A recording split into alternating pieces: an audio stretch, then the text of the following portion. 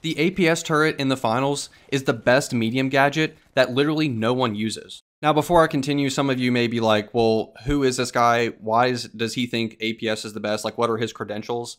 I've been playing the finals basically since it came out, and I have reached D1, and as of right now recording this video, I'm sitting at 1859 on the leaderboards, and realistically, I only play medium, and I almost always use APS.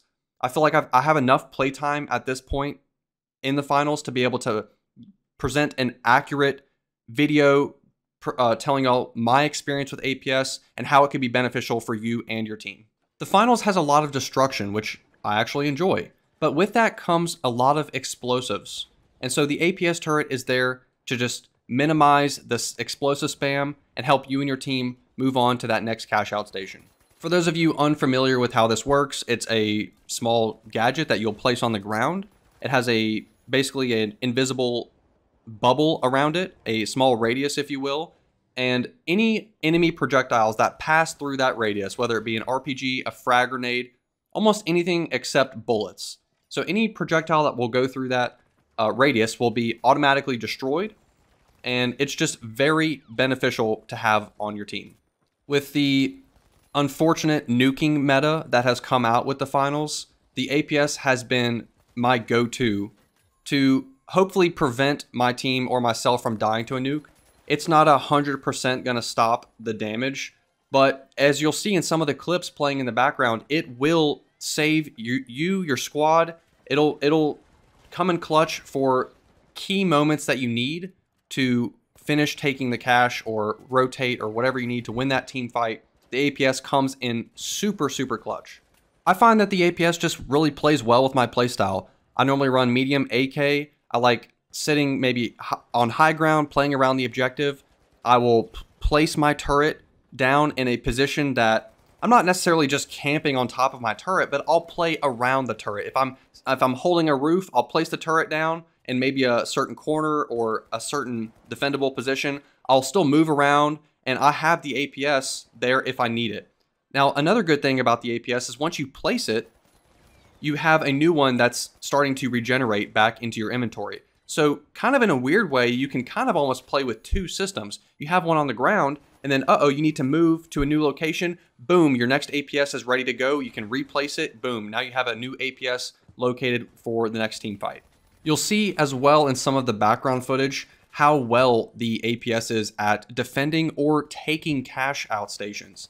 So if we need to get into a cash out station quickly, it obviously helps to have a heavy with shields, but even if you don't have the heavy with shields, a lot of times people's first instinct to defend a cash out is to shoot that RPG or throw a frag, do some kind of explosive gadget at the cash out, but that APS will minimize that. Granted, it's not protecting you from bullets, but it will help in a lot of situations for taking or defending cash out stations. I also find it hilarious that any player using the grenade launcher is just completely invalidated in the game with the APS around.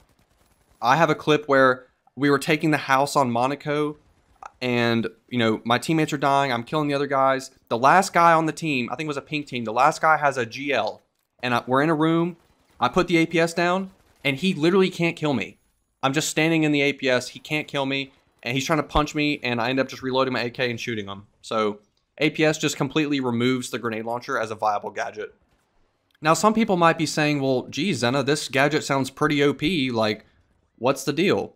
Well, I don't think it actually is overpowered. The actual radius itself is pretty small. Granted, it has like no cooldown, right? So you can shoot RPG, RPG, RPG, like frag grenade, and it's going to keep blocking all those projectiles. So not having a cooldown maybe is like the only OP part about it, but it's easy to destroy. You just shoot it a couple times. You can even punch it. And also, like I said, the radius is pretty small. So I don't think the gadget is that OP.